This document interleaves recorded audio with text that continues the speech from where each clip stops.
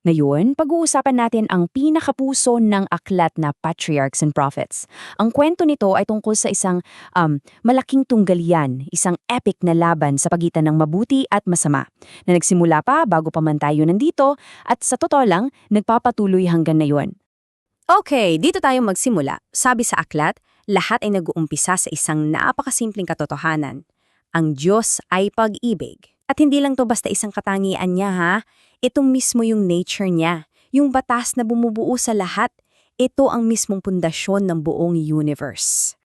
Pero kung ganun pala, edi ito yung malaking tanong na sinusubukan sagutin ng libro. Kung ang buong universe pala ay binuo sa pag-ibig, bakit merong kasamaan? Saan ba yan nanggaling? At bakit parang hinayaan lang? Para masagot yan, kailangan nating mag-time travel pabalik sa pinaka-simula. Silipin natin kung ano ang itsura ng sansinukop noong perpekto pa ang lahat ayon sa kwento. Ang pinakaimportante ritong tandaan ay ito. Ang pamamahala ng Diyos ay nakabase sa pag-ibig, hindi sa puwersa. Alam mo yun, gusto niya yung kusang loob na paglilingkod, kaya binigyan niya lahat ng nilalang ng kalayaang pumili, ng choice. At sa napakatagal na panahon, yan yung nagdulot ng perfectong harmony. Kasi ayon sa aklat, ang totoong kaligayahan daw ay galing sa pagpiling magmahal. Pero yung perpektong pagkakasundo na to, nasira. Dito na ngayon pumapasok yung kwento ng unang-unang rebelyon na nagsimula sa isang napakamakapangyarihan at super honored na anghel. Okay, kilalanin natin si Lucifer. Ang pangalan niya mismo ay nangangahulugang anak ng umaga. Inilalarawan siya bilang, yung pinakamataas at pinaka-espesyal sa lahat ng nilikha ng Diyos. Banal, walang kapintasan, at nakatayo mismo sa tabi ng lumikha. Kumbaga, siya yung star player. At dito sa slide na to, kitang-kita kung saan nagsimula yung gulo. Sa kaliwa, yan yung posisyon niya. Isang pinahirang kerubin, isa sa pinakamataas na uri ng anghel, at sakdal sa kanyang mga lakad. Puno ng kalino at ganda. Pero tingnan niyo sa kanan. Yan yung ambisyon niya.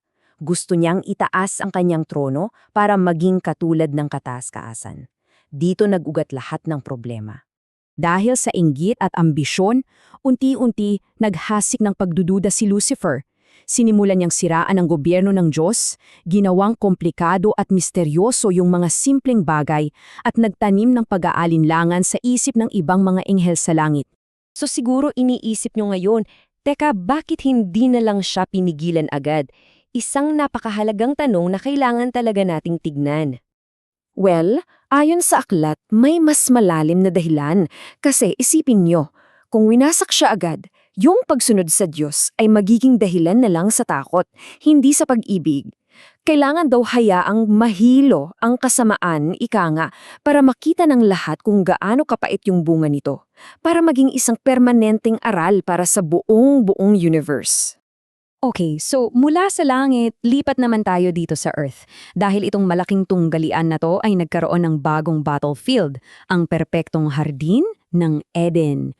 Ipinapakita ng aklat ang strategy ng panunukso sa 4 na simpleng hakbang. Nagsimula sa pagbabalat kayo, ginamit ni Satanas ang isang magandang hahas. Sumunod yung pagdududa kung saan tinukso niya si Eva na questionin ang Diyos. Tapos, panlilin lang, nangako siya ng kapangyarihan at kaalaman, at sa huli, syempre, pagsuway, yung mismong paglabag sa utos. At nung hinarap na sila, pakinggan nyo yung naging sagot. Ang dahilan ni Adan, ang babaeng ibinigay mo na maging kasama ko, siya ang nagbigay sa akin at kumain ako. Narinig niyo yun? Hindi lang si Eva ang sinisi niya, parang sinisisi pa niya ang Diyos mismo. Ang sagot naman ni Eva, dinaya ako ng ahas at kumain ako.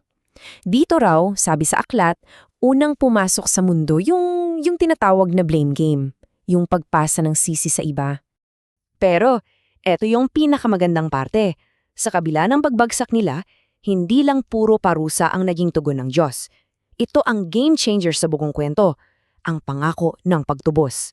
Ito yung unang-unang sinag ng pag-asa na ibinigay sa kanila. Isang propesya ng isang laban na darating pero may kasiguraduhan ng tagumpay laban sa kasamaan. Parang sinasabi na oo, masasaktan pero sa huli, ang kabutihan ang mananalo. So paano nangyari yon?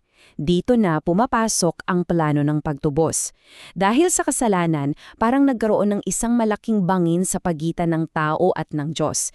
Ang alok ng anak ng Diyos na bayaran yung parusa, yun yung nagsilbing tulay sa bangin na yon. Hindi lang to para malabanan si Satanas, kundi para bigyan tayo ng daan para maibalik ang lahat ng nawala. So, simula nung panahong yon, ang kasaysayan ng tao, ayon sa aklat, ay naging isang malaking entablado na.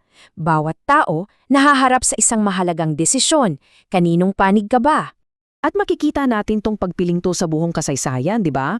May mga tulad ni Cain, napili yung landas ng rebelyon. At meron din mga tulad ni Abel, napili yung pananampalataya. Nariyan si Noah, na sumunod kahit pinagtatawanan siya. At si Abraham, na nagtiwala kahit hindi niya alam kung saan siya pupunta.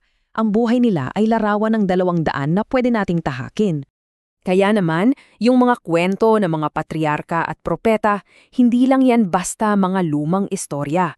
Sila ay parang salamin ng tunggal yan na nangyayari rin sa loob natin. Isang laban sa pagitan ng tiwala at pagdududa, sa pagitan ng mabuti at masama. Inilalatag ng aklat na itong sinaunang away na ito. Ito mismo yung kwento ng mundo natin, ang story behind lahat ng iba pang mga kwento. At ang iiwan ko sa inyong tanong ay ito. Kung ito ang simula, paano nga ba nagtatapos ang kwentong ito?